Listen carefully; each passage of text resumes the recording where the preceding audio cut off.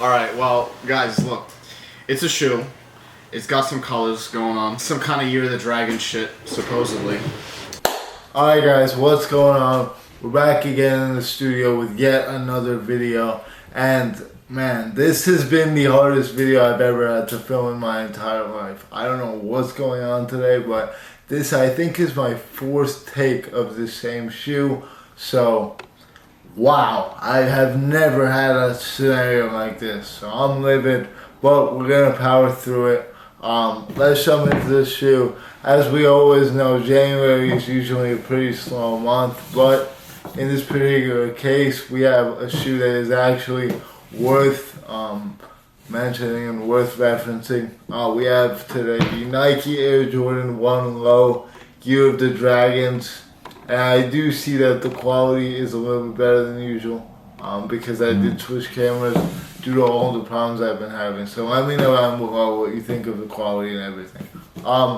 So this shoe is based around the Chinese culture and the Chinese New Year, which is now Year of the Dragon as of this particular year.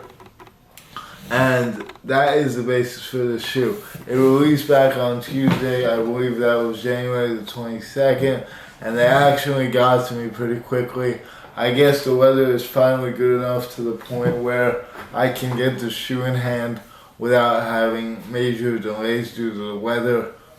So that is definitely good that we are finally getting some decent weather in the Northeast. Jumping into the box right here, we got an all gray and olive, and well, not really gray, but like darker olive and lighter olive. It's got like this snakeskin scaly print all over it, which is typical for, I guess, for this shoe because that is the main material on the shoe. But I've never really seen a Nike box quite like this.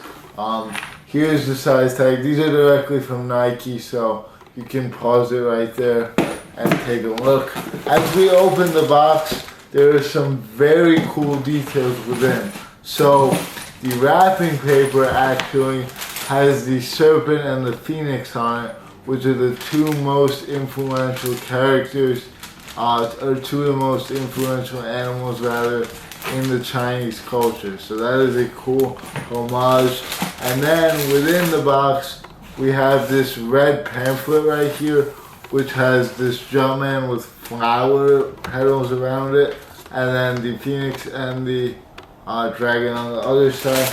And inside, I already took it out, but you do have this very cool looking bracelet right here, which is like kind of like a Jordan logo, and then bells underneath it. It does jingle.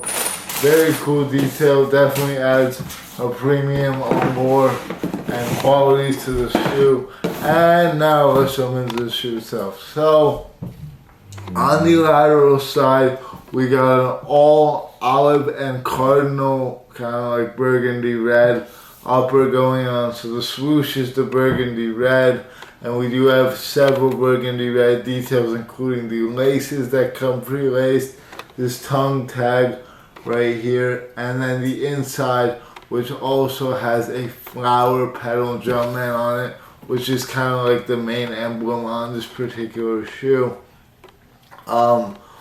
We got white panels also, which makes it look very crispy. We got an all white midsole on the shoe and a clear bottom. The clear bottom, just like the Powerpuff Girls that we reviewed a few weeks back, is definitely going to be a bit of a pain to clean once you get it dirty, but it does match with the shoe pretty well, in my personal opinion right here. So that is one thing to note. On top of that, we got this snakeskin upper that does definitely get more and more like condensed as you go farther along the shoe. So right here in the front, you got like very, very tight knit snakeskin, and then on the back you got very wide snakeskin pattern. Kind of hard to explain, but that is how I would explain it. The white right here, this leather is a pretty good material, I would say. Nothing special, but nothing bad either. And then the snakeskin is a bit on the rougher side, which makes sense because it is snakeskin. I personally don't think snakeskin should be that soft personally, because it is snakeskin and it's usually on the rougher side. So yeah, as far as sizing goes, I would go true to size. One very interesting thing to note about this shoe is that it is an Air Jordan 1 Low OG, so it does have all the OG details going on. It has 7 lace holes instead of 8. It does have the Wings logo on the back. I forgot to mention that somehow, but there it is right there. That's a sick detail as well. Let's jump to the other shoe real quick. This is the right shoe, and we got the same kind of details going on. Wings logo, really the same colors going on.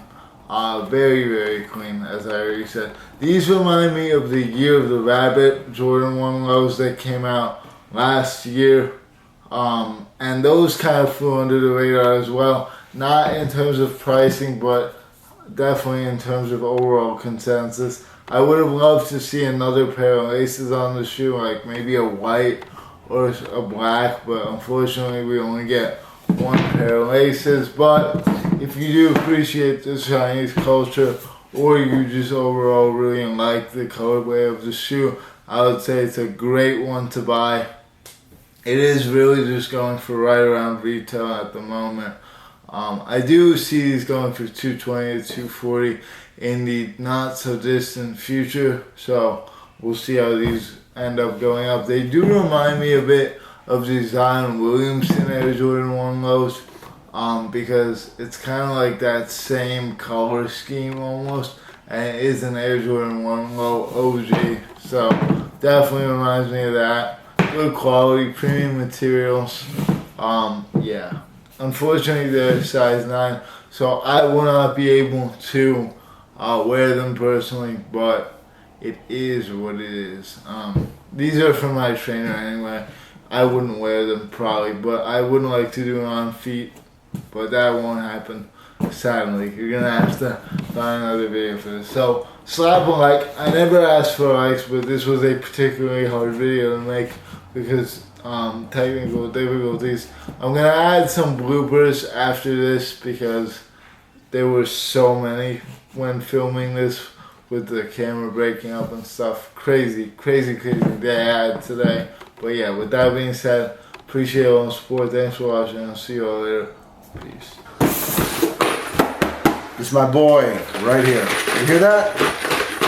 Alright, well, guys, look. It's a shoe. It's got some colors going on. Some kind of Year of the Dragon shit, supposedly. I don't know, it kind of looks scaly. But like... Let me ask you a question. How does it compare to that shoe back there? Grab that one back there. The one right to the left, yeah. Right, bring it here, bring it here. How do you compare those? Now one is a little dirtier, but... First that's of all, a $550 shoe. This other shoe is a $200 shoe, right? Yeah. This is definitely like an unkempt, dirty piece of shit. But, having said that... It's got some cool features on it. This part right here is high quality leather. And the color is dreadful. I don't know, what is this, indigo child shit? But it's high quality leather for sure. Oh, but this shit. Don't get me started. When the shoes started doing this low effort, like falling apart. Deconstruction. Like, it's called deconstruction. I like deconstruct my ass. Like, when did it become $500 for poor quality? Like, as a statement. How does that? Like, how does he get away with that? Yeah, no thanks. This, on the other hand, is a little bit more redeemable because it at least pretends like it should be worth something for 2 seconds. But then, you know, once you look closer, just like anything else. But let's. Oh my god. It has a really soft, like, veneer on the inside, and it's like almost like you would probably slide in real easy with socks.